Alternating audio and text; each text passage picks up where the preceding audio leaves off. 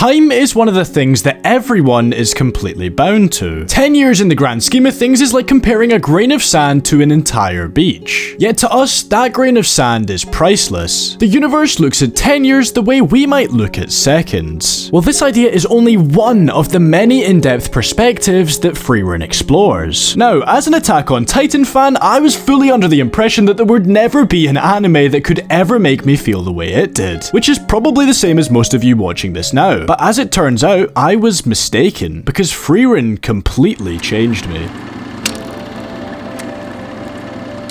We'll get onto the time conversation later, but for now I really want to talk about the underlying themes of ambition and the show's take on what it means to work towards a goal. Himmel was a character with many motives. He wanted to be remembered for not only his great accomplishments, but also for the little things he did to help those in need. He wanted to become a real hero. He understood that although killing the Demon King would cement his name in history, it was the much smaller things that are what would cement himself in people's minds. However, part of this process of being dubbed as the true hero was pulling the hero's sword from the stone. But this would become his biggest obstacle yet. Ultimately, after all his efforts and everything else, he simply couldn't do it. But staring right into the eyes of the reason as to why he would never become the true hero, he says some of the most powerful words that I think he could have said in that moment. いいじゃないか。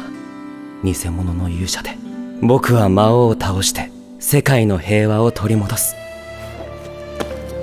そうすれば、偽物だろうが本物だろうが関係ない。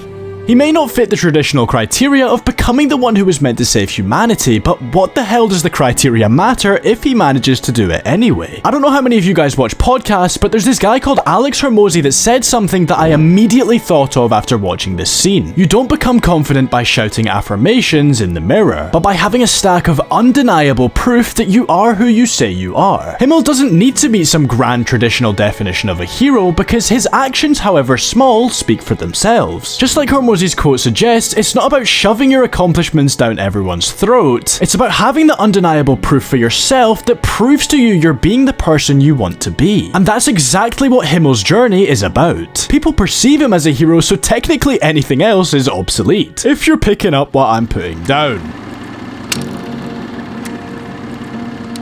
Frieren is an elf who has lived for over 1,000 years and will continue to live for thousands more. And just like someone with loads of money might become desensitized to its value, she's been desensitized to the value of time her entire life. This is essentially the issue that I mentioned at the very start of the video. To Frieren, 短い間だったけどね。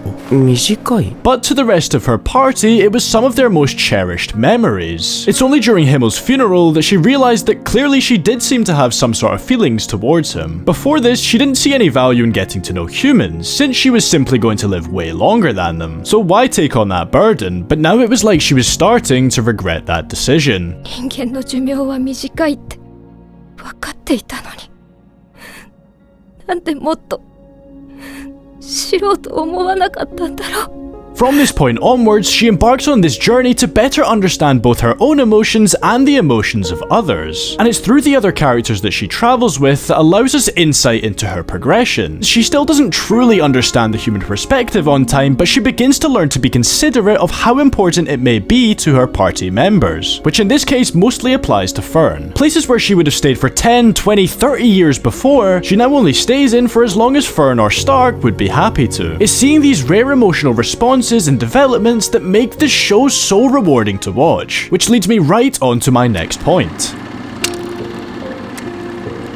As an anime only, I still don't really know where the story is going. There could be a whole bunch of crazy moments and fights on the horizon, but to me, at least from watching what we have so far, I almost got more of a kick from watching Frieren do that goofy smile every once in a while than I was getting from some of the climactic fight scenes. As she barely shows any emotion, whenever she does, it just hits you that much harder. This concept applies to the other main characters too. Now, what I'm about to say could be deemed as a hot take, so for the next 15 seconds or so, I am hereby not responsible for any feelings of disagreement you may have after hearing it. Please don't unsubscribe. But when Frieren was fighting herself during the mage exam's second test, actually scrap that, the whole arc, don't get me wrong, it was absolutely amazing, but honestly, I was kind of just excited to see them get back to Stark and interact again as a trio. There's something truly gripping and engaging about their dynamic, to the point where the three of them could be in any scenario and it would probably be entertaining to watch. Maybe it's because just like Frieren is on her own journey of personal growth, so are Stark and Fern, considering that they're both also very young and still have loads to figure out about themselves and the world around them. It's like they're all growing in their own ways together. I want to go a wee bit more in depth about Stark's character because it would honestly feel like a criminal offense if I didn't. Stark's story begins with him as a child in a village of highly renowned warriors, his older brother being known as a prodigy. As a result of this, and just straight up poor parenting skills, his dad looks down on him with disappointment whenever he sees him. Since he could never live up to his brother's standard, he would often exclude him from things and overlook his resilience and burning desire to improve. This experience plants the idea into Stark's head that he will never be good enough. After running away from his village during an attack and being taken under Isen's wing, the warrior who originally traveled with Frieren, he becomes undoubtedly strong, to the point where Isen says this. 俺は怖かったんだよ、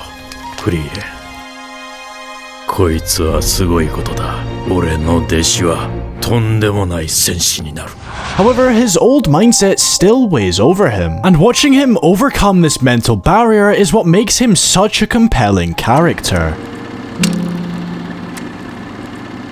Despite the show's intricate approach to its character and world building, Frieren's visual elements absolutely do not fall behind. In fact, I would go as far to say as the animation actually rivals some recent shonens we've had, which is pretty insane, especially for a fantasy anime. But hey, that's Madhouse for you, I guess. Every landscape looks like it's been crafted with such deep thought and purpose, and pairing this with Evan Call's amazing soundtrack, it just makes Frieren's world all the more immersive. It's the type of immersion that makes you forget about any problems in the real world that you may have. It could easily be one of the most beautiful anime that I personally have ever seen. The only thing I will say though is that the pacing of the show is on the slower side, which wasn't a problem for me at all. I actually quite liked being able to just switch my brain off and enjoy. But for those of you with stage 92 TikTok brain rot, you might be cooked. Is this entertaining enough for you? Frieren has been at the #1 spot on Mal for a while now, to the point where pretty much every bit of recency bias has passed. And in my opinion, at least so far, it's definitely on track to earn that spot, bar the fact that it's only been one season. I don't really think it should be competing with completed shows, but in terms of pure quality, it does kind of deserve the spot. But yeah, the main takeaway is that Frieren is goated, and if you disagree, then unfortunately, you're just wrong, mate. But yeah, cheers for watching, guys. If you enjoyed, I'd love you till the end of time if you were to subscribe. Ever since I was a kid, I've dreamed about getting a YouTube plaque, which we're actually super close to hitting, so it would mean the world. Let me know if you guys want to see more Frieren or any other shows, and I will catch you in the next one.